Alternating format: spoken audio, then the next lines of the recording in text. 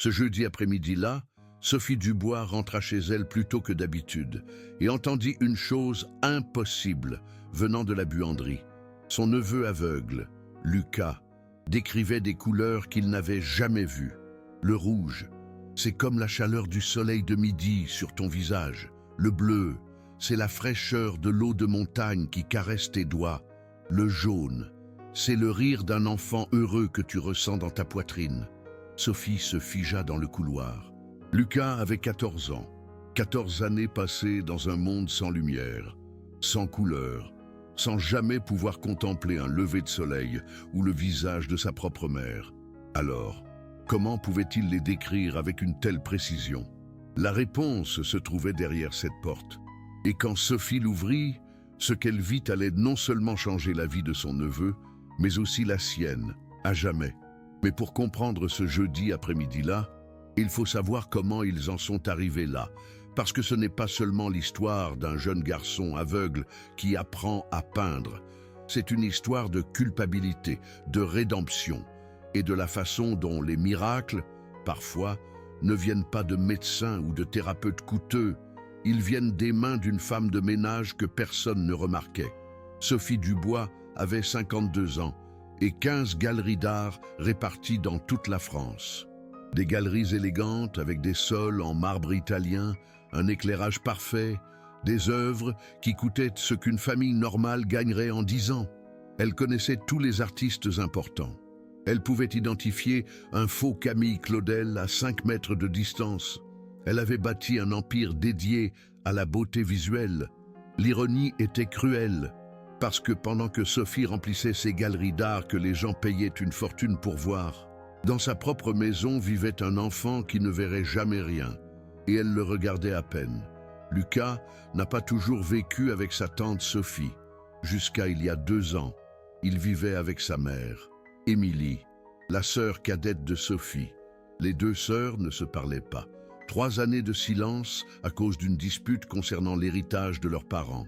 3 années durant lesquelles Sophie choisit l'orgueil plutôt que la famille.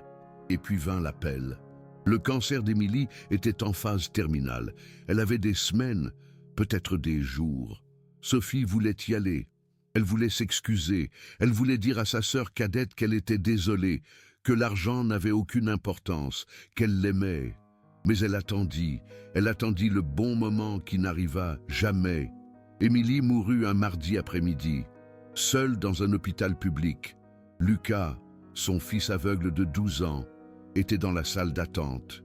Un enfant qui n'a jamais vu le visage de sa mère, et maintenant, il ne pourrait plus jamais entendre sa voix. Aux funérailles, Sophie s'approcha de Lucas. L'enfant ne pleura pas. Il demanda simplement, à voix basse, « Où vais-je vivre maintenant ?» Sophie prit une profonde inspiration. Elle était sa seule famille. Il n'y avait pas d'autre option. « Avec moi, » répondit-elle. « Tu vivras avec moi. » Lucas acquiesça silencieusement, comme s'il savait déjà que c'était une obligation, pas un choix fait par amour. Et ainsi commença leur vie commune. Une tante millionnaire qui ne savait pas comment aimer et un neveu aveugle qui avait appris à n'attendre rien de personne. Les 2 premières années furent mécaniques, fonctionnelles. Sophie donna à Lucas une grande chambre, de nouveaux vêtements, de la nourriture de qualité, une école privée spécialisée pour les enfants malvoyants. Tout ce que l'argent pouvait acheter, tout, sauf du temps, tout, sauf une présence, tout, sauf un véritable amour. Sophie partait à 6 heures du matin, revenait à 9 heures du soir, parfois plus tard. Ses galeries avaient besoin d'elle. Ses réunions étaient urgentes. Ses clients ne pouvaient pas attendre. Lucas dînait seul la plupart des soirs. Il avait appris à se déplacer dans la maison en utilisant ses mains, en comptant les pas, en mémorisant chaque coin. Il était intelligent, très intelligent. Son professeur de l'école l'avait dit. Lucas a une mémoire auditive exceptionnelle. Il apprend vite, mais il a besoin de confiance. Il a besoin que quelqu'un croie en lui. Sophie acquiesçait pendant les réunions scolaires, mais dans sa tête, elle pensait déjà à sa prochaine exposition, à l'artiste japonais qui arriverait dans 2 semaines, aux chiffres de vente qu'elle devait vérifier. Lucas était une responsabilité qu'elle assumait, pas un neveu qu'elle aimait, et Lucas le savait. Les enfants savent toujours. Si jamais vous avez eu l'impression d'être un fardeau pour quelqu'un, que votre existence est plus une obligation qu'un cadeau, alors vous comprenez ce que Lucas ressentait chaque jour. Et si jamais c'est vous qui avez fait ressentir cela à quelqu'un d'autre, cette histoire est aussi pour vous. C'était il y a 4 mois que Sophie embaucha Fatima Benatia comme femme de ménage. La précédente était partie après seulement 3 semaines. Trop de travail, disait-elle. Une maison aussi grande pour une seule personne. Et puis, il y a le garçon, comme si Lucas était un obstacle, pas une personne. Sophie interviewa Fatima un lundi matin, 48 ans, de l'expérience dans le nettoyage et la cuisine, des références vérifiables. Rien d'extraordinaire dans son CV, mais il y avait quelque chose dans ses yeux quand Fatima demanda « C'est le garçon qui vit ici? Celui qui est malvoyant ?» Sophie se tendit « Oui, mon neveu Lucas, il est aveugle. » Fatima acquiesça lentement. « Ma mère était aveugle aussi. Elle a vécu avec nous jusqu'à sa mort il y a 5 ans. Je sais ce que c'est. Pas seulement la partie physique, la partie émotionnelle aussi. » Il y eut un silence. Puis Fatima ajouta « Si vous m'embauchez, je traiterai votre neveu avec le même respect que j'ai traité ma mère, comme une personne à part entière, pas comme un fardeau. » Sophie ne sut pas pourquoi, mais quelque chose dans ces mots la poussa à embaucher Fatima sur le champ. Elle commença le lendemain, 6 heures du matin. Fatima arrivait ponctuellement, toujours avec un sourire tranquille, et commençait sa routine de nettoyage, pendant que Sophie se préparait à partir au bureau. Lucas se réveillait à 7 heures. Fatima avait déjà préparé son petit déjeuner, des œufs brouillés, du jus d'orange fraîchement pressé, des toasts beurrés. « Bonjour Lucas », disait Fatima d'une voix claire et chaleureuse. « Je t'ai préparé tes plats préférés. Les œufs sont à 9 heures dans ton assiette, le jus à 2 heures, le pain à 12 heures. » Lucas s'asseyait en silence. Il était habitué aux employés, qui lui adressaient à peine la parole, qui lui laissaient la nourriture sans expliquer où se trouvait chaque chose. Mais Fatima était différente. « Comment as-tu dormi ?» demandait-elle. « As-tu fait de beaux rêves ?» Au début, Lucas répondait seulement par des monosyllabes. « Bien, non. » Mais Fatima n'abandonnait pas. Chaque matin, elle posait des questions. Chaque après-midi, quand il revenait de l'école, elle lui demandait comment s'était passée sa journée, ce qu'il avait appris, si un camarade avait été gentil avec lui. Et lentement, très lentement, Lucas commença à s'ouvrir. Un jour, 3 semaines après l'arrivée de Fatima, Lucas lui demanda quelque chose que Sophie ne lui avait jamais demandé. « Fatima, comment décris-tu une couleur à quelqu'un qui n'en a jamais vu ?» Fatima arrêta de nettoyer. Elle s'assit à la table en face de Lucas. Et pour la première fois en 2 ans, quelqu'un donna à Lucas une vraie réponse. Les couleurs, ce ne sont pas juste des choses que tu vois, Lucas. Ce sont des choses que tu ressens, que tu sens, que tu écoutes. Si tu fermes les yeux et que tu penses au moment le plus chaud que tu aies jamais ressenti, cette chaleur a une couleur, elle est rouge. Lucas inclina la tête, intéressé. Et si tu penses au son de l'eau qui coule, à la sensation de fraîcheur sur tes mains, ce son a une couleur, elle est bleue. Pourquoi personne ne m'a jamais expliqué ça comme ça ? Murmura Lucas. Fatima sourit, même si l'enfant ne pouvait pas la voir, parce que la plupart des gens ne voient les couleurs qu'avec les yeux. Moi, je vais t'apprendre à les voir avec l'âme. Ce fut le jour où tout commença. Mais Sophie ne savait rien de tout ça. Elle partait tôt, rentrait tard, et supposait que Fatima faisait simplement son travail, nettoyer, cuisiner, s'assurer que Lucas allait bien. Elle n'avait aucune idée de ce qui se passait dans sa propre maison chaque matin. Fatima avait un secret qu'elle n'avait pas inclus dans son CV. Avant de travailler comme employée de maison, elle avait été professeure d'art visuel pendant 15 ans dans une école publique. Elle aimait enseigner. Elle aimait voir les enfants découvrir qu'ils pouvaient créer de la beauté avec leurs mains. Mais les coupes budgétaires sont arrivées. Les arts ont été les premiers à disparaître. Et Fatima, ainsi qu'une douzaine d'autres enseignants, ont perdu leur emploi. Elle avait besoin de survivre. Elle avait 2 filles à l'université, des factures à payer. Alors elle a pris ce qu'elle a pu trouver. Ménage, cuisine, travail domestique. Mais elle n'a jamais cessé d'être une enseignante dans son cœur. Quand elle a rencontré Lucas, elle a vu quelque chose que personne d'autre n'avait vu. Un enfant brillant, avec une mémoire exceptionnelle, avec une sensibilité émotionnelle profonde. Un enfant qui pouvait comprendre le monde de façon que les gens qui voient ne comprendraient jamais. Et alors, Fatima a eu une idée folle. Une idée que toute personne pratique qualifierait d'impossible. Je vais lui apprendre à peindre, pas seulement à comprendre les couleurs, à les peindre, à créer de l'art avec ses mains, à exprimer ce qu'il ressent sans utiliser de mots. Parce que si sa mère aveugle avait pu décrire le monde avec des mots si beaux que Fatima s'en souvenait encore 15 ans après sa mort, alors Lucas pouvait créer ce monde avec des couleurs, mais elle ne pouvait pas le dire à Sophie. La millionnaire ne comprendrait jamais. Elle penserait que c'était une perte de temps, que Lucas devait se concentrer sur des choses pratiques. Alors Fatima a décidé de le faire en secret. Il y a 3 mois, Fatima a commencé, petit pas, doux, sans pression. D'abord, elle a appris à Lucas à sentir les textures, papier lisse versus papier rugueux, tissu doux versus tissu rêche, surface froide versus surface chaude. Ensuite, elle lui a parlé des formes, des cercles qu'il pouvait tracer avec ses doigts, des lignes droites qu'il pouvait sentir avec ses mains, des triangles avec des coins pointus. Et après, sont venues les couleurs. Fatima a rapporté de chez elle un vieux cahier, un cahier que sa mère avait utilisé des années auparavant.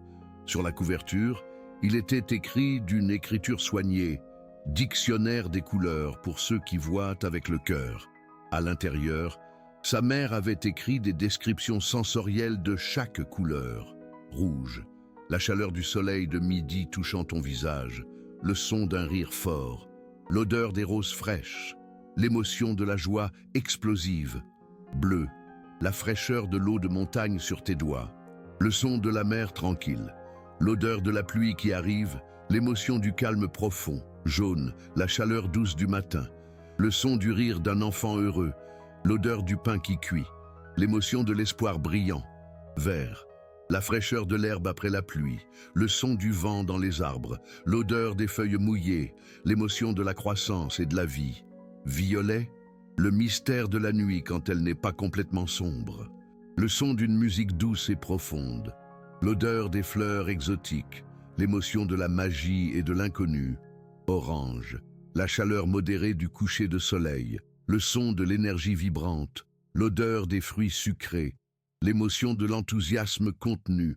Fatima lisait ces descriptions à Lucas chaque matin, et Lucas les mémorisait, pas comme des données froides, mais comme des expériences réelles. Au 10e jour, Lucas pouvait réciter chaque couleur sans erreur.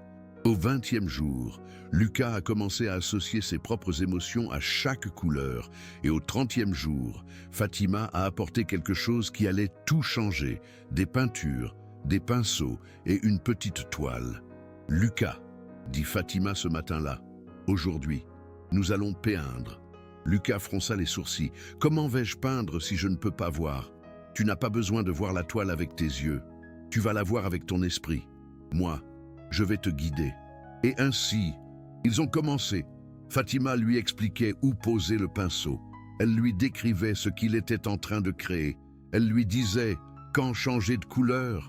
Mais le plus important, elle laissait Lucas ressentir, expérimenter, se tromper. La première peinture était un désastre technique.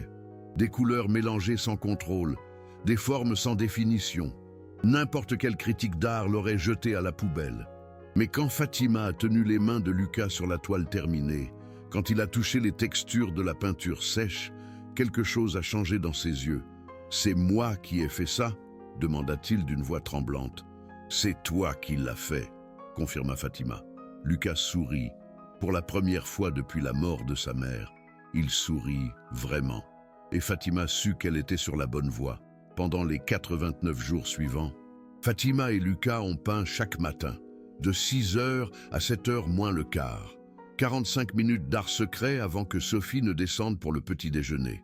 Fatima a documenté chaque session dans son cahier. Jour 1, première peinture. Lucas confus mais curieux. Jour 10. Lucas commence à comprendre la localisation spatiale. Jour 30. Lucas mélange les couleurs en se basant sur ses émotions. Jour 60. Lucas crée sa première composition avec un but. 89 jours. 89 sessions de 45 minutes. 4005 minutes à croire en un enfant en qui personne d'autre ne croyait qu'il pouvait créer de l'art. Mais ce n'était pas seulement de la peinture qui se passait. C'était une transformation. Lucas a commencé à parler plus, à rire plus, à marcher avec plus d'assurance dans la maison. Son institutrice a appelé Sophie un jour. « Votre neveu a changé. Madame Dubois. Je ne sais pas ce qui se passe à la maison, mais Lucas est plus participatif, plus sûr de lui. C'est comme si quelqu'un lui avait donné une raison de croire en quelque chose. » Sophie fronça les sourcils. Rien n'avait changé à sa connaissance. « C'est peut-être la maturité, » répondit-elle distraitement en vérifiant ses emails. Mais quelque chose avait bel et bien changé, et Sophie était sur le point de le découvrir. Il y a 2 semaines, Sophie a commencé à remarquer de petites choses, des taches de peinture bleue sur une serviette de la salle de bain, une petite tache rouge dans le coin de la table de la salle à manger, des restes de peinture sèche dans l'évier de la cuisine. D'où venaient ces choses ? Elle demanda à Fatima. Ça vient du travail de nettoyage. Tu es en train de peindre quelque chose. Fatima se tendit un instant. Juste de petites choses qui avaient besoin d'être retouchées. Madame, les murs, quelques cadres. Je suis désolé si j'ai laissé des taches.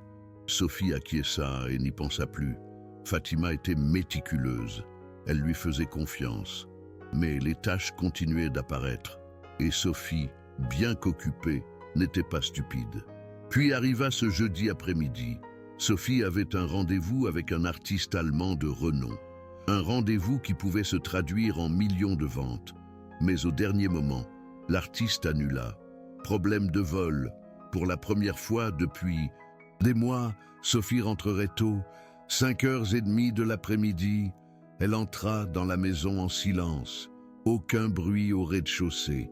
Fatima devait être à la cuisine ou dans sa chambre en train de préparer le dîner. Mais alors, elle entendit quelque chose, une voix, la voix de Lucas.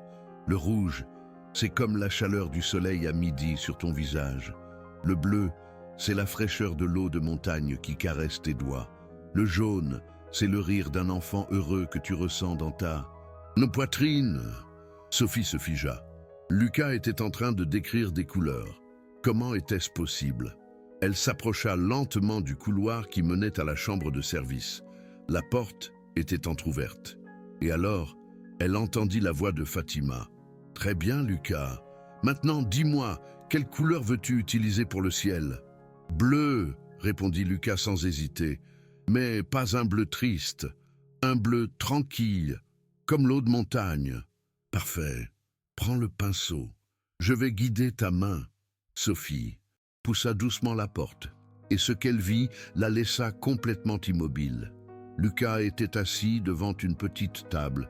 Sur la table, il y avait une toile, des peintures, des pinceaux, des verres d'eau. Ses mains, couvertes de peinture, tenaient un pinceau avec l'aide de Fatima.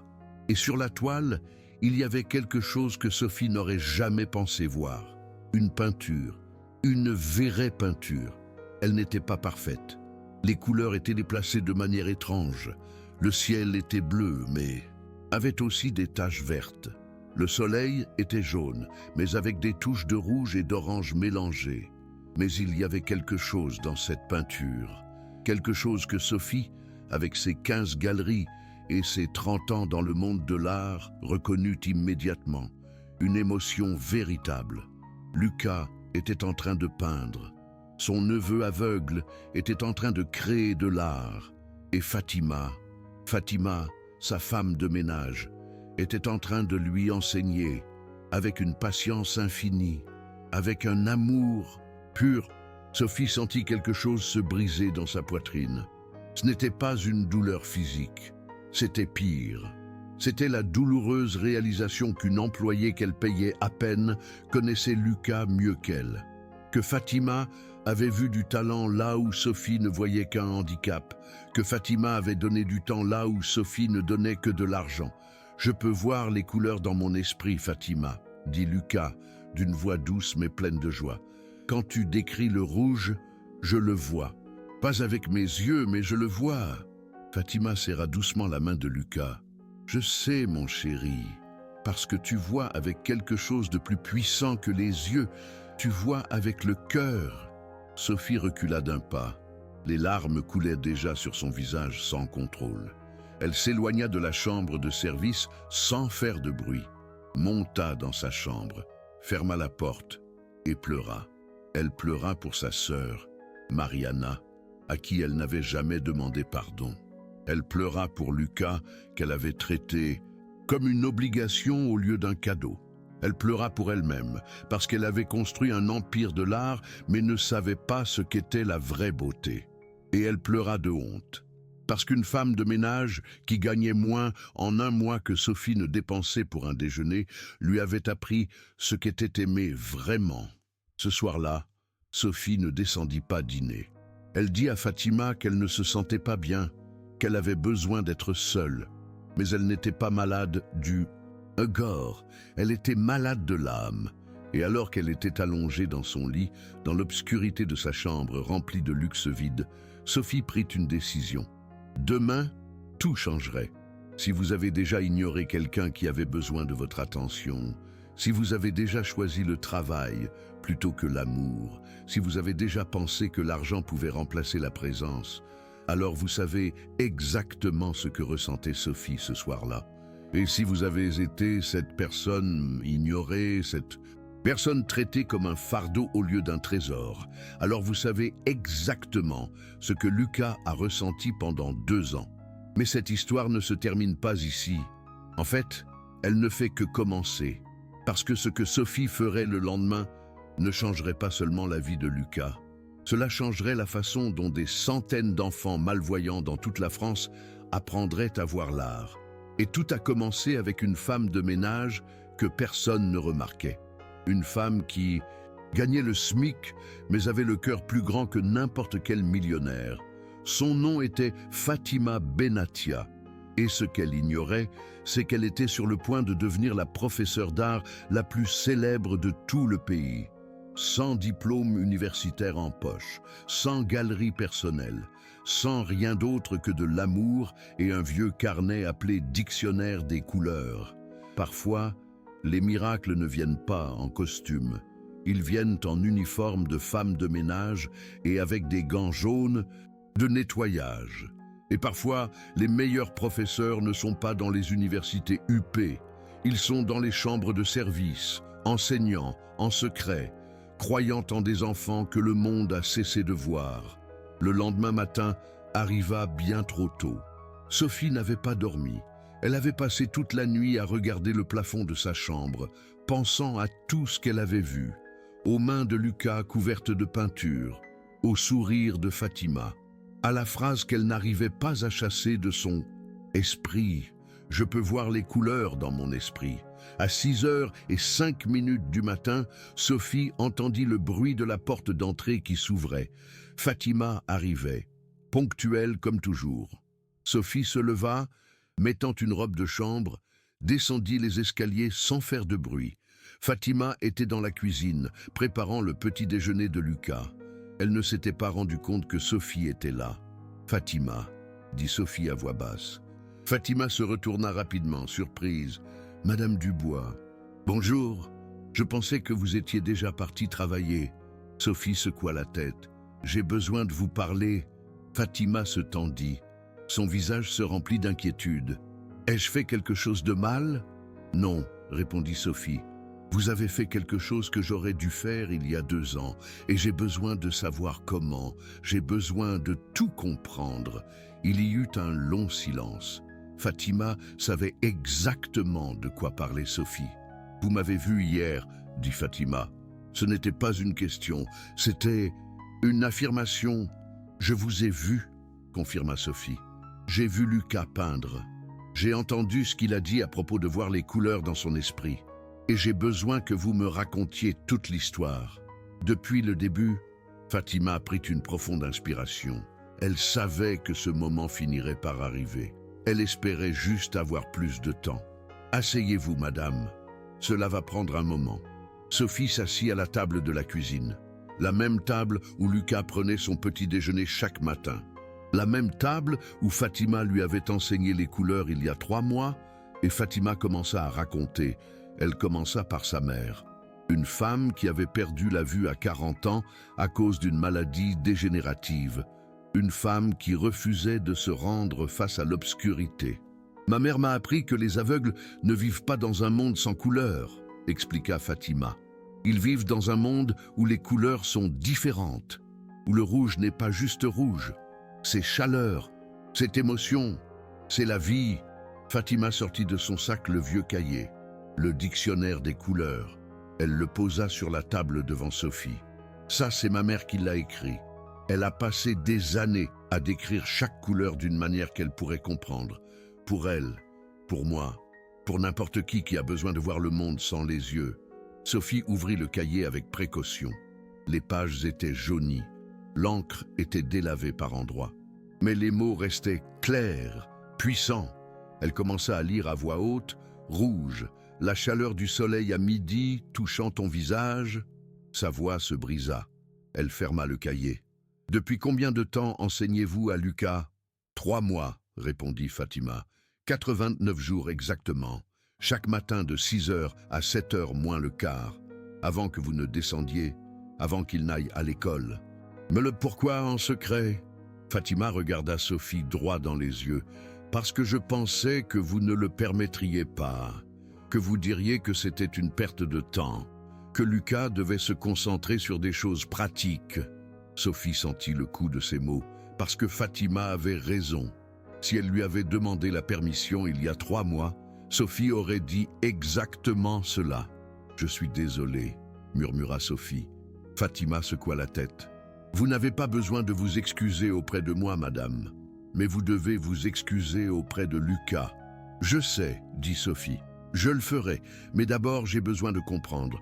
Comment avez-vous su qu'il pouvait peindre? Comment avez-vous eu l'idée d'essayer même ?» Fatima sourit légèrement, un sourire triste, mais plein d'espoir. « Avant de travailler comme employé de maison, j'ai été professeur d'art plastique pendant 15 ans. J'aimais enseigner. Mais quand le gouvernement a coupé les budgets, j'ai perdu mon emploi. J'avais besoin de survivre, alors j'ai pris ce que j'ai pu trouver. » Sophie resta immobile. Elle ne savait rien de ça. Elle ne l'avait jamais demandé. Quand j'ai rencontré Lucas, j'ai vu quelque chose que j'ai reconnu immédiatement. Un enfant avec une soif d'apprendre, avec de la curiosité, avec une sensibilité émotionnelle profonde. Et j'ai pensé, si ma mère aveugle a pu décrire le monde avec tant de beauté, alors cet enfant peut créer de la beauté aussi. Fatima ouvrit son sac de nouveau et sortit un autre cahier. Celui-ci était nouveau, de couleur bleue. Sur la couverture, il y avait écrit « Projet Lucas, 89 jours ». J'ai documenté chaque séance, expliqua Fatima. Ce que j'ai enseigné, comment Lucas a réagi, quel progrès il a fait chaque jour. Sophie prit le cahier. Elle l'ouvrit à une page au hasard. Jour 47. Lucas a mélangé du bleu et du jaune sans que je ne le lui demande. Il a dit « Je veux faire la couleur de l'espoir qui grandit ». Il a créé du vert. J'ai pleuré quand je suis rentré chez moi. Sophie sentit un nœud dans sa gorge. Elle passa à une autre page. Jour 62. Lucas a posé des questions sur sa mère aujourd'hui. Il a dit « Fatima, tu crois que ma maman peut me voir d'où elle est ?» Je lui ai dit que oui, qu'elle le voit avec fierté. Lucas a répondu « Alors je vais peindre quelque chose pour elle, quelque chose qu'elle puisse sentir même là-haut. » Les larmes commencèrent à tomber sur les pages du cahier. Sophie n'essaya pas de les arrêter. Jour 78. Lucas a peint pendant 45 minutes sans s'arrêter. Il n'a pas eu besoin de beaucoup d'aide. J'ai juste décrit l'emplacement du pinceau et il a créé. À la fin, il a dit « C'est la liberté, vraie Fatima, pouvoir créer quelque chose de juste à soi. » Je lui ai dit « Oui, mon amour, c'est être libre. » Sophie ferma le cahier. Elle ne pouvait pas lire plus. Elle ne pouvait pas supporter de voir combien elle avait perdu. Combien elle ne savait pas sur son propre neveu. « Je peux voir les peintures ?» demanda Sophie d'une voix tremblante. Fatima hocha la tête. « Elles sont dans ma chambre. Attendez ici. » Fatima sortit de la cuisine. Elle revint 3 minutes plus tard avec un grand portfolio. Elle l'ouvrit sur la table. À l'intérieur, il y avait 18 peintures, toutes de petite taille, toutes créées par Lucas. La première était chaotique, des couleurs mélangées sans contrôle. Mais elle avait de l'énergie, elle avait de la vie. C'était la première, expliqua Fatima. Jour 30, Lucas ne comprenait pas encore l'espace ou la composition. Il expérimentait juste avec la sensation des couleurs. Sophie passa à la deuxième peinture. Celle-ci avait plus de forme, des cercles de différentes couleurs.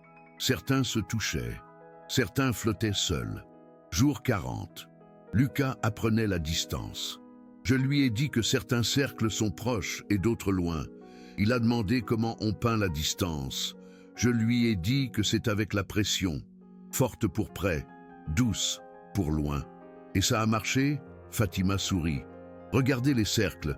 Les plus foncés sont peints avec plus de pression, les plus clairs avec moins. Lucas a compris sans voir. Sophie continua de passer les peintures. Avec chacune, elle voyait un progrès clair. Elle voyait de l'intention.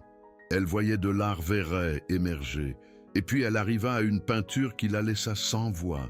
Elle était différente de toutes les autres. Elle avait une figure centrale, un ovale de couleur rouge et orange mélangées. Autour, des traits de bleu doux. Et dans le coin supérieur, du jaune brillant. « Qu'est-ce que c'est ?» demanda Sophie. Fatima regarda la peinture avec tendresse. Jour 82. J'ai demandé à Lucas de peindre un souvenir de sa mère, un moment heureux qu'il se rappelait avec elle. Et qu'a-t-il peint? Fatima montra l'ovale central. Il a dit que sa mère était chaleureuse, comme le soleil de midi. C'est pour ça qu'il a utilisé du rouge et de l'orange. Fatima montra le bleu autour. Et il a dit qu'elle le faisait se sentir tranquille, comme l'eau fraîche. C'est pour ça le bleu. Fatima montra le jaune. Et il a dit qu'être avec elle, c'était de la joie pure, comme le rire d'un enfant. C'est pour ça le jaune. Sophie tenait la peinture avec des mains tremblantes.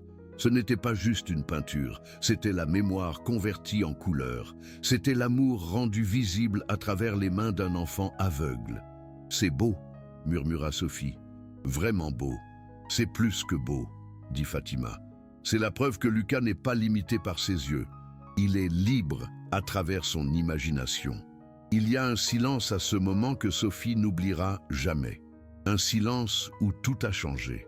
Où la millionnaire qui a construit un empire de galeries a finalement compris ce qu'était l'art vrai. Ce n'était pas ce qui coûtait des millions. Ce n'était pas ce qui était accroché sur des murs de marbre. C'était ça, un enfant aveugle peignant le souvenir de sa mère morte, avec des couleurs qu'il n'avait jamais vues, mais qu'il sentait dans son âme. Qu'auriez-vous fait, vous, à la place de Sophie, avec tout l'argent du monde, mais sans temps ni amour à donner? Quand vous découvrez qu'une employée de maison a fait plus pour votre neveu en 3 mois que vous en 2 ans. Quand vous réalisez que l'orgueil et la culpabilité vous ont volé l'opportunité de connaître vraiment le seul membre de votre famille qui vous reste. Ce n'est pas facile, n'est-ce pas? Admettre qu'on a échoué, qu'on a mal choisi, qu'on a besoin d'aide pour corriger ce qu'on a cassé. Mais c'est exactement ce que Sophie était sur le point de faire. « Fatima !» dit Sophie en essuyant ses larmes. « J'ai besoin de votre aide. » Fatima inclina la tête. « Pourquoi faire, madame? Pour être la tante que Lucas mérite, pour apprendre à voir ce que tu vois, pour comprendre mon neveu comme toi. Fatima, tu le comprends. » Fatima Benatia sourit, un sourire génuin.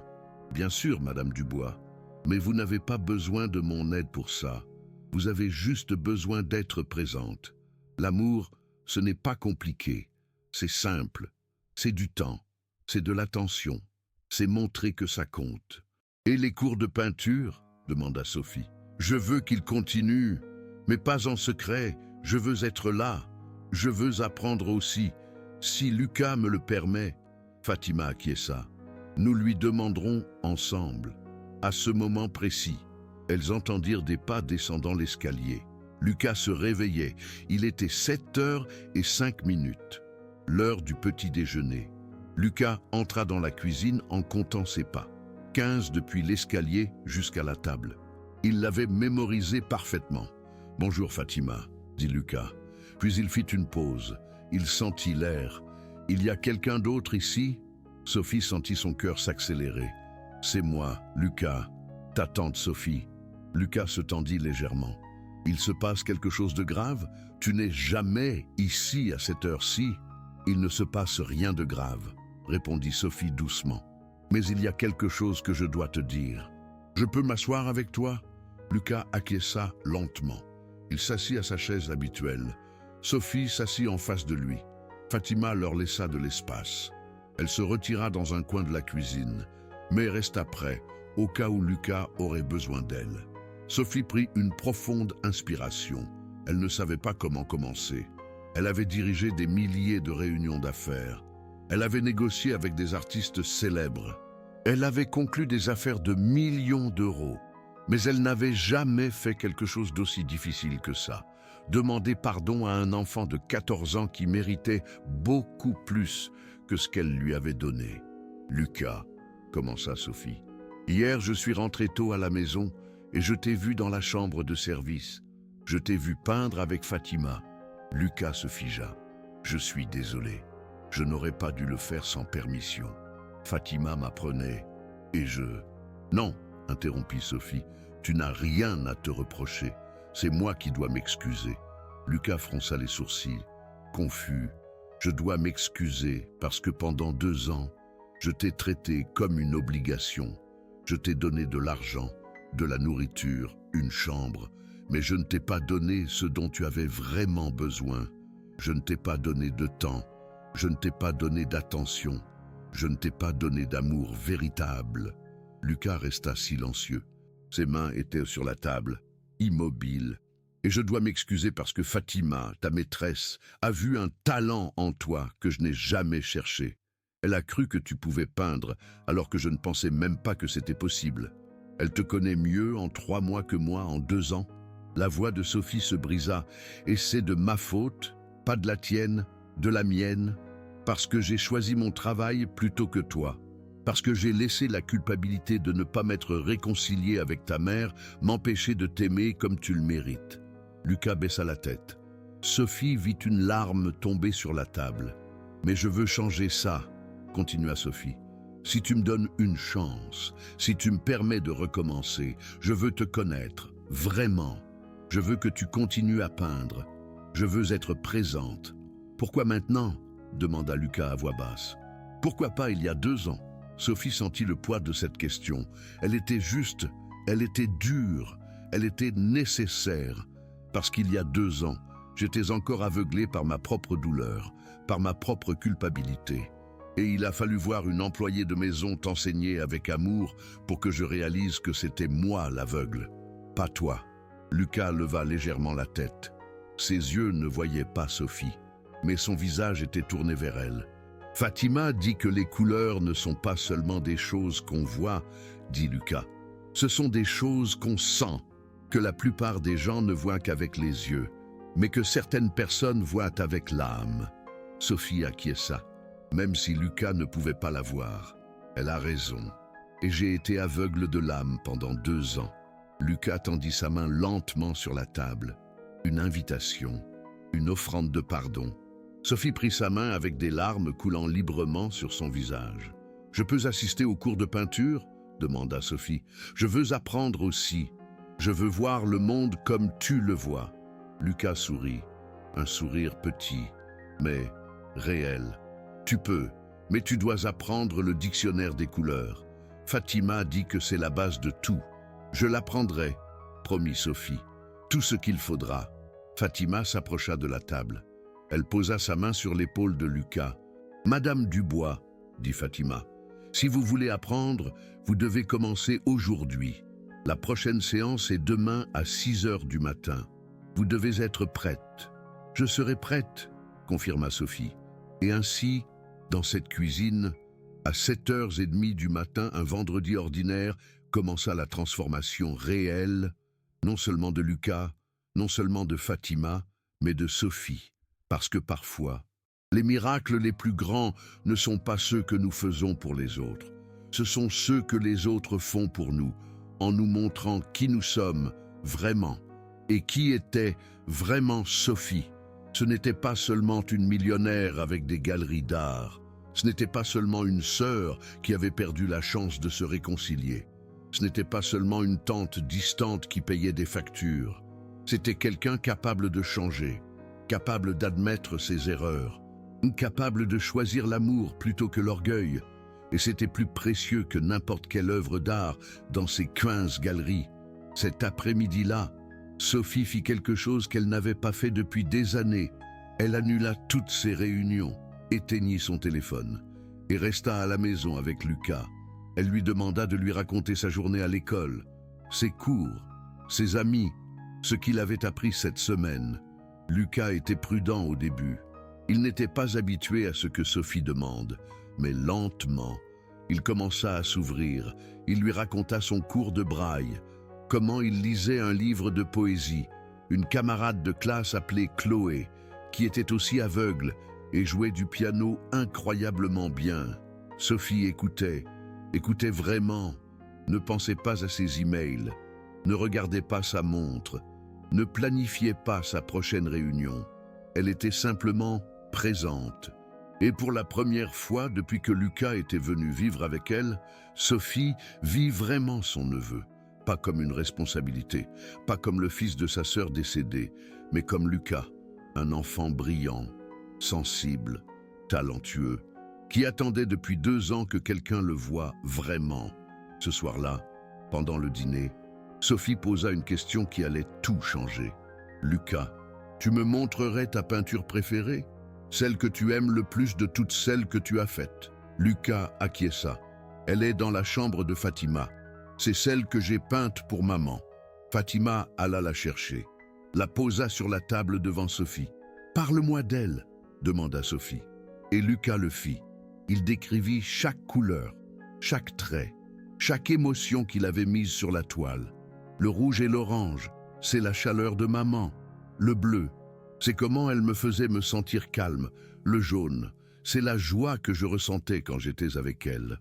Sophie regarda la peinture avec de nouveaux yeux, pas avec les yeux critiques d'une experte en art, mais avec le cœur d'une tante qui apprenait enfin à aimer. « C'est la peinture la plus belle que j'ai jamais vue de ma vie, » dit Sophie sincèrement. « Vraiment ?»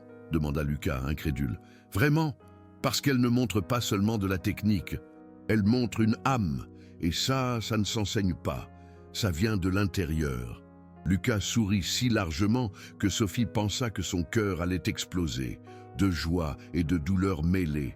Joie pour cet instant, douleur pour tous les instants qu'elle avait manqués, mais elle n'en manquerait plus, elle se le promit.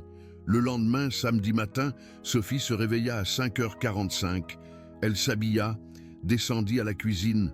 Fatima était déjà là, préparant l'espace pour peindre. « Vous êtes sûr de ça ?» demanda Fatima. « Vous n'êtes pas obligé de le faire si vous ne voulez pas. » Sophie secoua la tête. « J'ai besoin de le faire.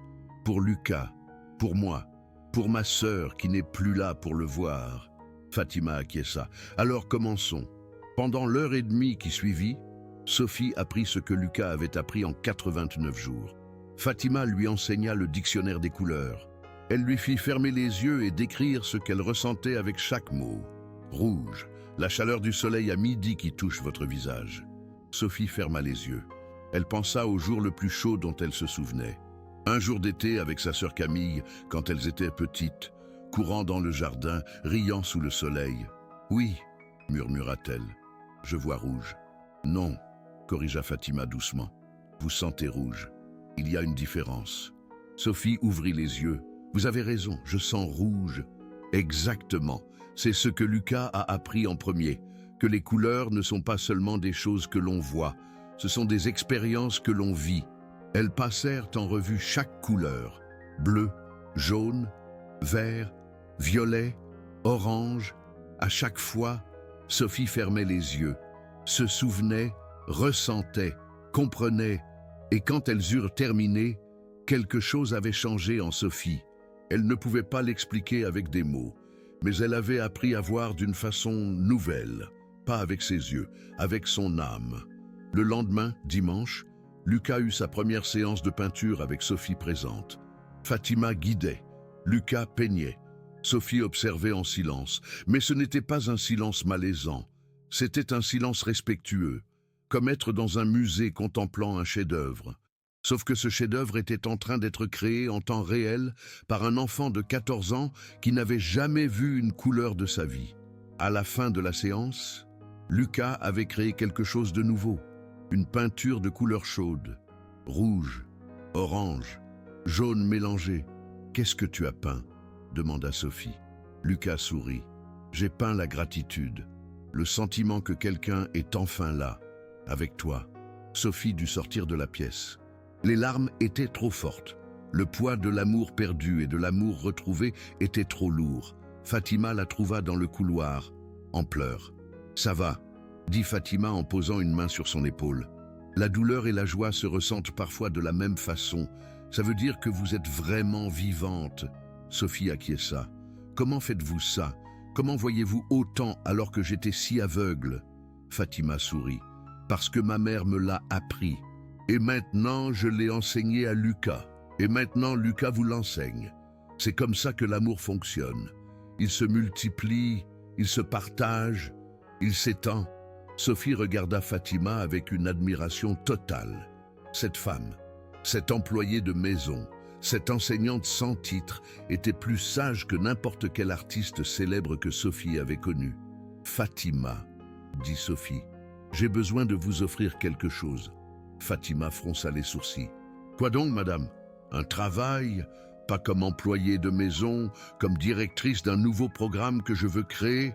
Fatima resta immobile. « Quel genre de programme? » « Un programme d'art pour les enfants malvoyants, dans mes galeries, avec votre méthode, avec le dictionnaire des couleurs, enseignant à d'autres enfants ce que vous avez enseigné à Lucas. » Fatima ouvrit la bouche, mais aucun mot ne sortit. « Je vous paierai 4 fois ce que vous gagnez maintenant, » continua Sophie. « Je vous donnerai une équipe d'enseignants à former, des ressources illimitées, tout ce dont vous avez besoin.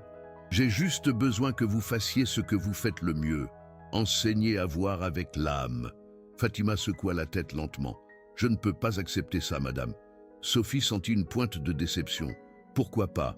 Parce que je ne veux pas travailler pour vous, » répondit Fatima. « Je veux travailler avec vous, comme associé, comme égal. Si nous devons créer quelque chose de réel, ça doit être ensemble. » Sophie sentit de nouvelles larmes se former. Des larmes de respect, de gratitude, d'émerveillement devant cette femme extraordinaire. « Alors, associé, » dit Sophie en tendant sa main. Fatima la prit. « Associé !» Et dans cette poignée de main commença quelque chose qui changerait la vie de centaines d'enfants dans toute la France. Mais ça viendra après, parce que d'abord, il y avait quelque chose de plus important à faire, quelque chose que Sophie avait évité pendant 2 ans, quelque chose qu'elle ne pouvait plus repousser. Il était temps de visiter la tombe de Camille et d'y emmener Lucas avec elle. Il était temps de demander pardon à sa sœur, même si elle ne pouvait plus l'entendre. Il était temps de montrer à Camille que son fils, l'enfant aveugle que le monde pensait limité, créait une beauté que le monde avait besoin de voir. Il était temps de dire à sa sœur morte que finalement, Sophie tenait la promesse qu'elle aurait dû faire depuis le début, prendre soin de Lucas, non seulement subvenir à ses besoins, mais l'aimer. Et c'est exactement ce que Sophie ferait. Le lundi suivant, Sophie fit quelque chose qu'elle avait promis de faire pendant 2 ans, mais n'avait jamais eu le courage. Elle appela son assistante. « Annulez toutes mes réunions cette semaine, toutes !» Son assistante resta silencieuse de l'autre côté. Madame Dubois, vous avez la présentation avec les investisseurs japonais mercredi. C'est un contrat de 50 millions d'euros. Que quelqu'un d'autre s'en occupe. J'ai quelque chose de plus important à faire. Et elle raccrocha. Cet après-midi-là, Sophie demanda à Lucas, « Ça te dirait de visiter la tombe de ta maman avec moi ?» Lucas resta immobile. Cela faisait 2 ans qu'il n'y était pas allé. Sophie ne lui avait jamais proposé de l'y emmener, et il n'avait jamais demandé à y aller parce qu'il ne voulait pas être un fardeau. « Oui, » répondit Lucas à voix basse, « ça me ferait très plaisir. » Le cimetière était à la périphérie de la ville, un endroit tranquille, avec de vieux arbres et des chemins de pierre. La tombe de Camille était simple, une pierre tombale de granit avec son nom et ses dates. Rien d'ostentatoire, rien qui ne reflète qui elle avait vraiment été. Sophie et Lucas se tinrent devant la tombe en silence. Fatima était venue avec eux, mais resta à distance, leur laissant de l'espace. « Lucas, » dit Sophie, « il y a quelque chose que j'ai besoin de dire à ta maman, et j'ai besoin que tu l'écoutes aussi. » Lucas acquiesça. Sophie s'agenouilla devant la tombe.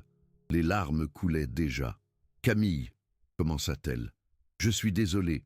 Je suis tellement désolée d'avoir choisi l'orgueil plutôt que toi. Je suis désolée de ne pas t'avoir appelé quand je le pouvais. Je suis désolée de ne pas avoir été là quand tu avais besoin de moi. » Sa voix se brisa. « Mais plus que tout, je suis désolée de ne pas avoir tenu ma promesse. Quand tu es morte, j'ai promis de prendre soin de Lucas. Et j'ai pensé qu'aider, ça voulait dire lui donner de l'argent, de la nourriture, une maison, une éducation. » Sophie fixa Lucas, « Mais ton fils m'a appris que ce n'est pas suffisant. Il m'a appris que ce dont il avait vraiment besoin, c'était d'amour, de présence, de croire en lui. » Lucas tendit sa main, Sophie la prit, et il a fallu que quelqu'un d'autre me l'enseigne. Une employée de maison nommée Fatima. Elle a vu en Lucas ce que j'étais trop aveugle pour voir. Elle a vu du talent, elle a vu du potentiel, elle a vu un artiste. Sophie sortit quelque chose de son sac. La peinture que Lucas avait faite pour sa mère, les couleurs chaudes, l'ovale rouge et orange, le bleu paisible, le jaune joyeux. Regarde ce que ton fils a créé, Marianne. Il a peint ça, pour toi. Il a peint son souvenir de toi avec des couleurs qu'il n'a jamais vues. Et c'est la chose la plus belle que j'ai jamais vue de ma vie. Sophie posa la peinture contre la pierre tombale. Je vais tenir ma promesse maintenant. Vraiment. Pas seulement subvenir aux besoins de Lucas, mais l'aimer, le connaître, être présente. Et je vais faire en sorte que le monde voie ce qu'il peut faire, ce que tu savais qu'il pouvait faire depuis le début. Lucas s'agenouilla près de Sophie. Il posa ses mains sur la pierre tombale. « Maman, dit-il d'une voix tremblante, tante Sophie est là maintenant, vraiment là, et Fatima m'apprend à peindre, et je peux voir des couleurs dans ma tête, pas avec mes yeux. Mais je les vois. » Sa voix se brisa, « Et je sais que tu peux me voir d'où tu es. Alors je vais continuer à peindre, je vais créer de l'art que tu pourras sentir, parce que Fatima dit que l'amour transcende tout, même la mort. » Tous les trois restèrent là pendant près d'1 heure, pleuraient, se souvenaient, guérissaient, et quand ils finirent par partir, quelque chose avait changé. Pas seulement chez Sophie, chez tous les trois. Le poids de 2 ans de culpabilité s'était envolé. Le poids de 2 ans à se sentir comme un fardeau avait disparu. Le poids de garder des secrets s'était dissipé. Ils étaient une famille maintenant, vraiment une famille, pas par obligation, mais par choix. 2 semaines plus tard, Sophie prit une décision qui allait tout changer. Elle allait organiser une exposition d'art dans sa galerie principale, mais pas d'artistes célèbres, pas d'œuvres qui coûtaient des millions. De Lucas, d'un jeune garçon aveugle de 14 ans qui voyait des couleurs avec son esprit, Fatima était nerveuse. « Madame, je ne sais pas si c'est une bonne idée. Lucas n'est qu'un enfant. Les critiques peuvent être dures. »« C'est pour ça que je dois le faire, » répondit Sophie. « Parce que le monde a besoin de voir que le véritable art ne vient pas de diplômes universitaires ou d'années de formation. Il vient de l'âme. » Et Lucas a plus d'âme dans ses peintures que la plupart des artistes professionnels que j'ai connus. Ils parlèrent du projet à Lucas.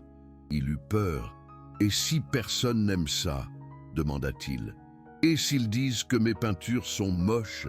Alors, on en tirera des leçons, » répondit Fatima. « Mais Lucas, le vrai art, ce n'est pas de plaire à tout le monde, c'est d'exprimer la vérité.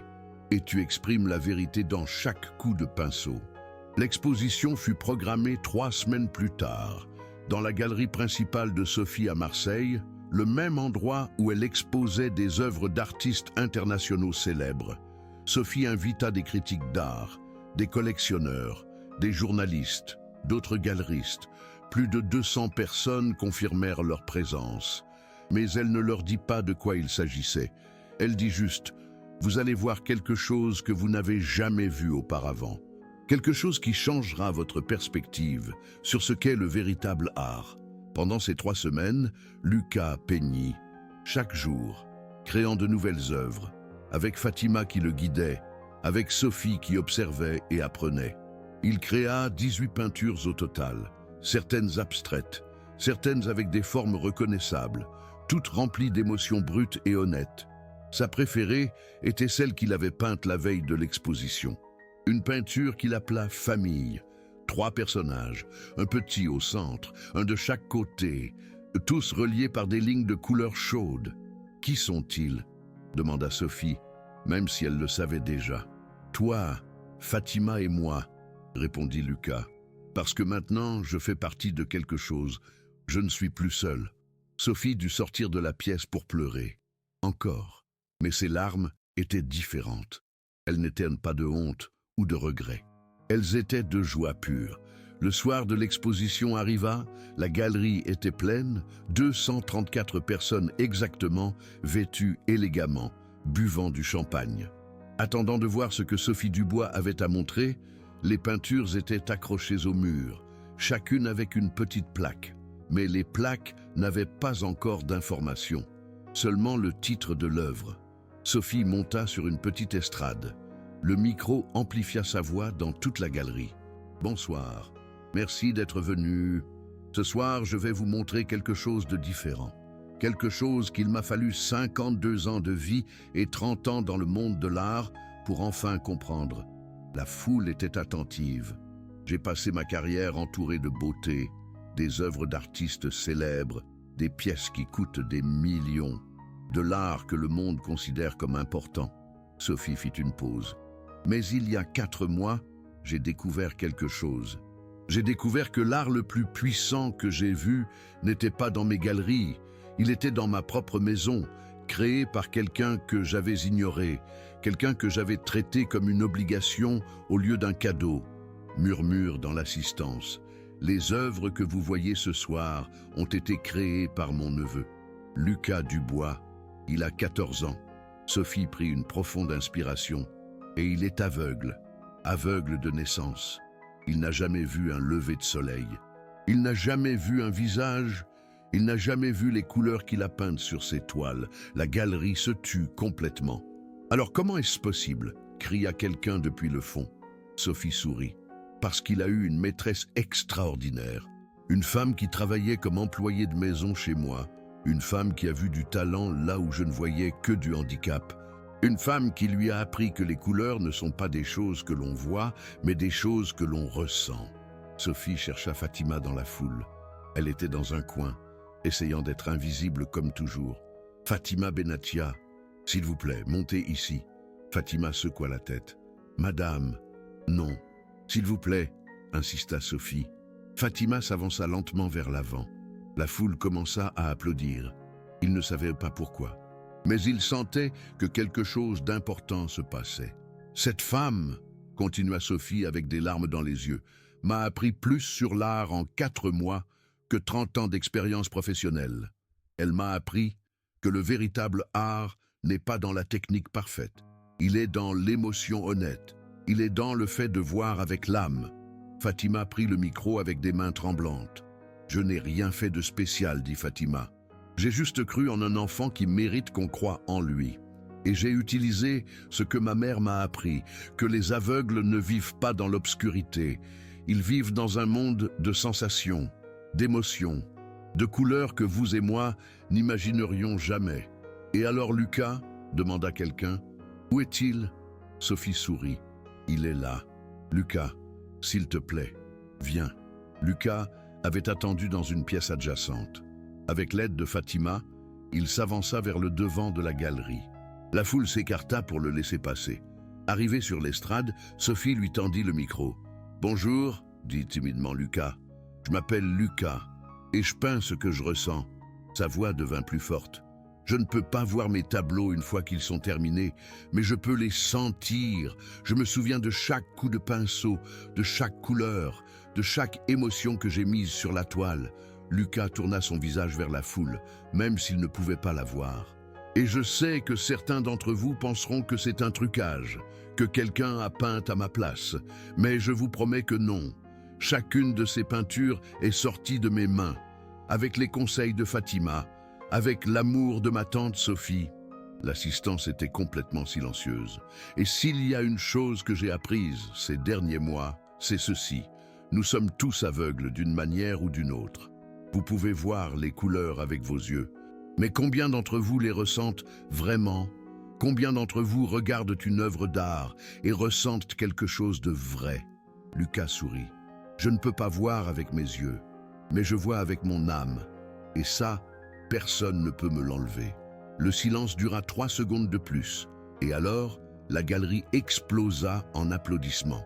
Pas des applaudissements polis, des ovations. Des applaudissements qui durèrent 5 minutes complètes.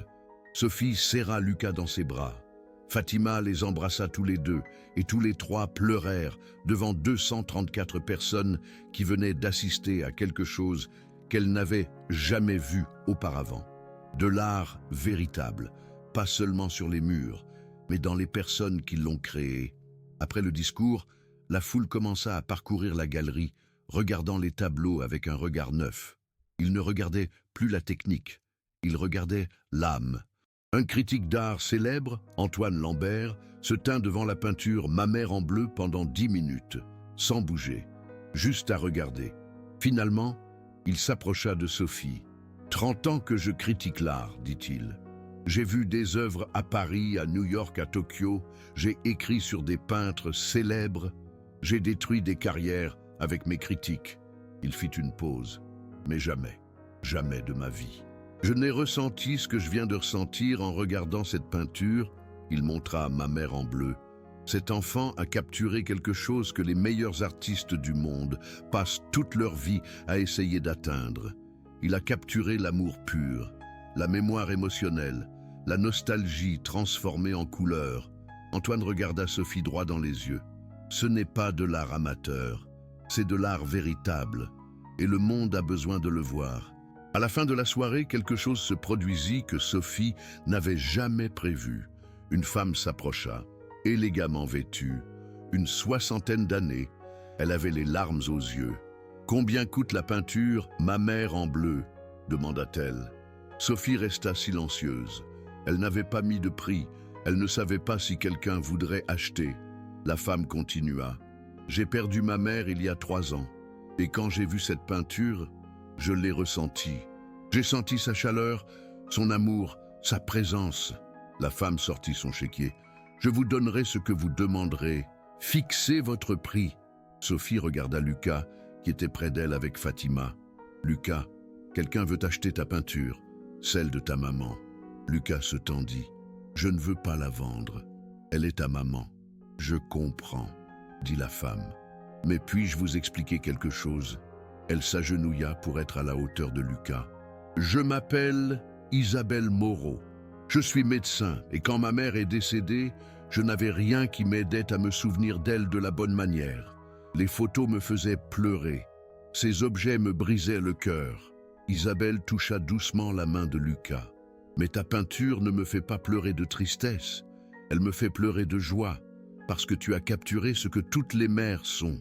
Chaleur, amour, tranquillité, joie. » Isabelle prit une profonde inspiration. « Si tu me vends cette peinture, je promets de l'honorer, je promets d'en prendre soin, je promets de me souvenir de ma mère chaque fois que je la regarderai, et de me souvenir que toi, un enfant que je n'ai jamais rencontré, m'as aidé à guérir. Lucas resta silencieux pendant un moment. Puis il demanda « Combien me donneriez-vous » Isabelle regarda Sophie. « Quel est le prix juste pour de l'art dans cette galerie ?» Sophie réfléchit. Ces galeries vendaient des œuvres entre 10 000 et 500 000 euros normalement. Des œuvres d'artistes professionnels, des œuvres qui avaient demandé des années d'entraînement. Mais cette œuvre était différente. Elle était plus précieuse parce qu'elle venait d'un endroit de vérité absolue. 15 000 euros, dit Sophie. C'est le prix d'entrée pour les nouveaux artistes dans mes galeries. Isabelle n'hésita pas. J'accepte, mais avec une condition. Laquelle? Que cet argent aille à Lucas, pas à une œuvre caritative, pas à une fondation, à lui, parce que c'est lui l'artiste, et les artistes méritent d'être payés pour leur travail. Lucas n'en revenait pas.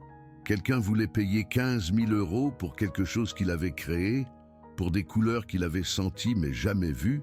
Fatima serra son épaule. Tu vois, le monde peut voir ce que tu vois. Lucas acquiesça. J'accepte. Mais avec une condition de ma part aussi. Laquelle? Demanda Isabelle. Que vous me promettiez que, quand vous la regarderez, vous sentirez non seulement votre mère, vous sentirez la mienne aussi. Parce que cette peinture est pour toutes les mères, pour tous ceux qui aiment et sont aimés. Isabelle commença à pleurer. Je le promets. Et ainsi fut vendue la première peinture de Lucas, pour 15 000 euros. À une femme qui vit en couleur ce qu'elle avait ressenti, mais n'avait pas pu exprimer pendant 3 ans. Avant la fin de la soirée, 4 autres tableaux furent vendus à différents collectionneurs pour des prix entre 8 000 et 20 000 euros. Total, 73 000 euros pour un garçon de 14 ans qui, 3 mois auparavant, pensait qu'il ne pourrait jamais rien créer de valable. Quand la dernière personne partit, il était presque 11 heures du soir. Sophie, Fatima et Lucas étaient assis sur le sol de la galerie vide, épuisés, émerveillés, transformés. « Tu l'as fait », dit Sophie à Lucas. « Tu as montré au monde que l'art n'a pas de limite. »« Non », corrigea Lucas. « Nous l'avons fait, tous les 3, parce que sans Fatima, je n'aurais jamais appris. Et sans toi, tante, personne n'aurait vu ce que j'ai créé. » Fatima sourit. Et sans toi, Lucas, je serais encore juste une employée de maison qui a gardé sa passion dans un tiroir pendant 15 ans. Tu m'as redonné un but. Sophie regarda les 2 personnes qui avaient complètement changé sa vie en 4 mois. Vous savez ce que nous allons faire maintenant? Demanda-t-elle. Quoi? Répondirent Fatima et Lucas en même temps. Nous allons créer un programme qui enseigne l'art aux enfants aveugles de toute la ville. En utilisant ta méthode, Fatima, en utilisant le dictionnaire des couleurs, et Lucas sera notre assistant professeur. Fatima ouvrit la bouche. Madame, associée, interrompit Sophie. Vous vous souvenez, associée, nous faisons ça ensemble. Et ce sera gratuit pour tout enfant qui voudra apprendre. Peu importe s'il peut payer ou non. Lucas sentit les larmes monter. Ma maman aurait été fière. Elle est fière, dit Sophie. Où qu'elle soit, elle voit ça. Et elle sourit. Si vous êtes arrivé jusqu'ici dans cette histoire, laissez-moi vous poser une question. Combien de fois avez-vous jugé quelqu'un sur ses limitations? Combien de fois avez-vous supposé que quelqu'un ne pouvait pas faire quelque chose à cause d'un handicap? Combien de fois avez-vous ignoré le talent qui se trouvait juste devant vous, parce qu'il n'était pas présenté comme vous l'attendiez? Cette histoire est réelle. Dans le sens où elle se déroule tous les jours, il y a des Lucas partout dans le monde, des enfants avec des handicaps qui ont un talent incroyable, mais personne ne prend le temps de le voir. Il y a des Fatima partout dans le monde, des personnes travaillant dans des emplois qui ne reflètent pas leur véritable capacité, parce que la vie ne leur a pas donné d'autre choix. Et il y a des Sophie partout dans le monde, des personnes avec des ressources, mais sans temps, avec de l'argent, mais sans amour, avec des opportunités, mais sans connexion. La question est, lequel d'entre eux êtes-vous? Et plus important, êtes-vous prêt à changer? Parce que cette histoire nous enseigne quelque chose de fondamental. L'amour n'est pas compliqué, il est simple, c'est du temps, c'est de l'attention, c'est croire en quelqu'un quand personne d'autre ne le fait, c'est voir avec l'âme, au lieu de seulement avec les yeux. Et parfois, Les miracles les plus grands viennent des mains les plus inattendues, de femmes de ménage avec des gants jaunes, d'enfants aveugles avec des pinceaux, de millionnaires qui apprennent enfin que les galeries les plus importantes ne sont pas dans le quartier des affaires. Elles sont dans les cuisines où l'on enseigne l'amour.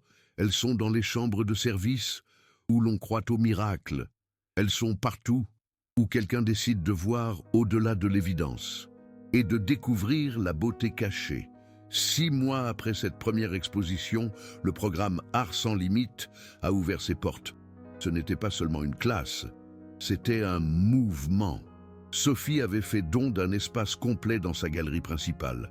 3 grands salons, matériel illimité, 14 professeurs formés personnellement par Fatima et 50 enfants aveugles qui étaient sur le point de découvrir qu'ils pouvaient créer de la beauté. Fatima était la directrice. Elle ne portait plus d'uniforme de femme de ménage. Elle portait ce qu'elle aurait toujours dû porter, les vêtements d'une enseignante professionnelle reconnue. Son salaire était maintenant de 4 000 € par mois, 4 fois ce qu'elle gagnait en nettoyant des maisons.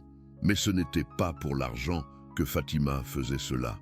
C'était parce que chaque enfant aveugle qui franchissait ses portes était une opportunité d'honorer sa mère, de continuer l'héritage du dictionnaire des couleurs, de prouver que l'obscurité n'est pas l'absence de lumière, mais une manière différente de voir.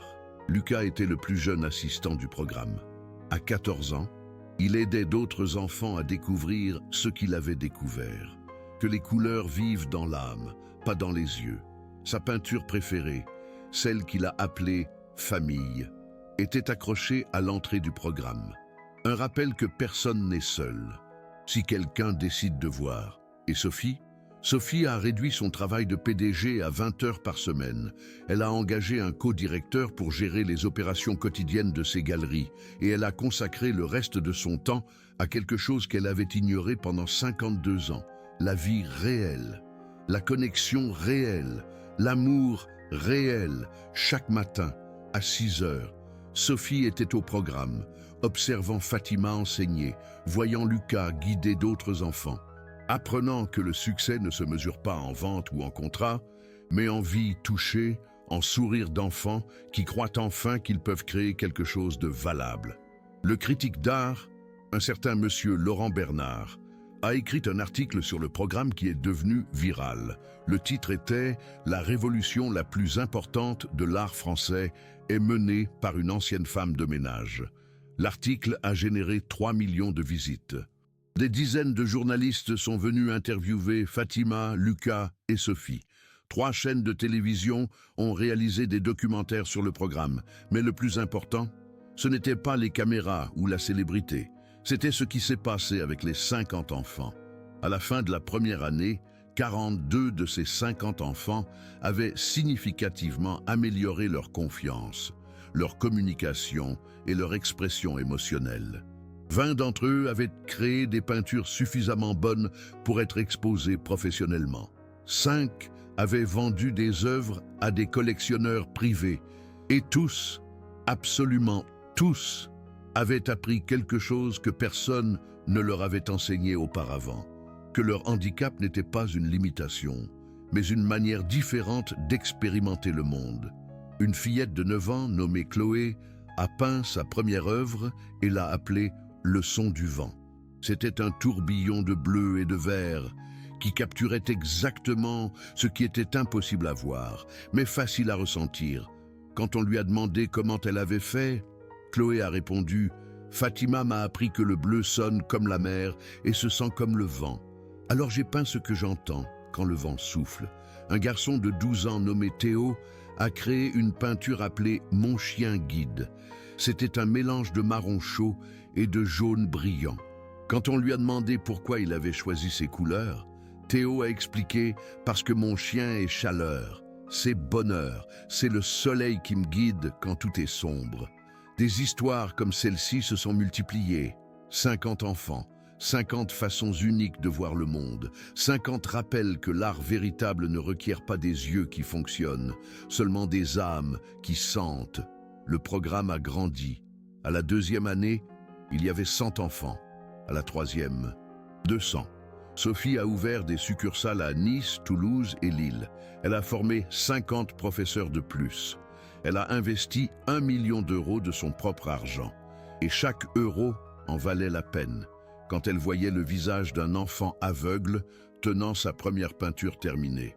Ce mélange de fierté et d'incrédulité, cette réalisation de « j'ai fait ça, je suis capable, j'ai de l'importance ».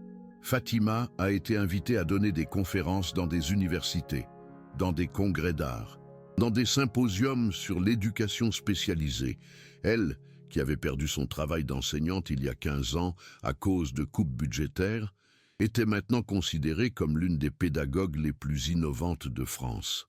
Mais Fatima n'a jamais oublié d'où elle venait. Chaque fois qu'elle donnait une conférence, elle apportait 2 choses, le dictionnaire des couleurs de sa mère et son ancien uniforme de femme de ménage. « Ceci, disait-elle en tenant le cahier, c'est ce que ma mère m'a laissé, sagesse, amour, une manière différente de voir, et ceci, disait-elle en tenant l'uniforme, est un rappel que les miracles ne viennent pas habillés en costume. Ils viennent habillés en uniforme. Ils viennent de mains qui nettoient les sols, mais peuvent aussi nettoyer les âmes. Ils viennent de personnes que le monde ne voit pas, mais qui ont le pouvoir de changer des vies. » Lucas a continué à peindre. À 16 ans, il a eu sa 2e exposition individuelle. Il a vendu 14 des 18 œuvres. Total, 30 000 euros. Argent que Lucas a entièrement donné au programme. « Je n'ai pas besoin de l'argent, » expliqua-t-il. « J'ai tout ce dont j'ai besoin. Une tante qui m'aime, une enseignante qui croit en moi, une famille qui est, finalement, réelle. Ce dont j'ai besoin, c'est que d'autres enfants comme moi sachent qu'ils peuvent aussi créer de la beauté. » À 18 ans, Lucas fut accepté à l'Université de Lyon pour étudier les arts visuels. C'était le premier étudiant aveugle à être admis dans ce programme. L'université créa des aménagements spéciaux pour lui. Et Lucas devint un symbole que l'éducation doit être accessible à tous, sans importance, ses capacités physiques. Sophie et Lucas devinrent inséparables. Les dîners n'étaient plus solitaires. C'étaient des conversations de plusieurs heures sur l'art, sur la vie, sur les projets d'avenir de Lucas. Sophie apprit enfin à connaître son neveu, le vrai Lucas, et elle découvrit qu'il était plus intelligent, plus profond et plus sage qu'elle ne l'avait imaginé. Un jour, 3 ans après cette première exposition, Lucas demanda à Sophie, « Tante, as-tu déjà des regrets de ne pas m'avoir connu plus tôt ?» Sophie réfléchit attentivement avant de répondre. « Je regrette les 2 années que nous avons perdues, » dit-elle honnêtement.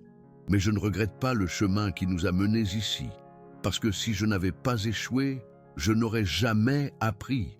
Si Fatima ne m'avait pas enseigné, je n'aurais jamais changé.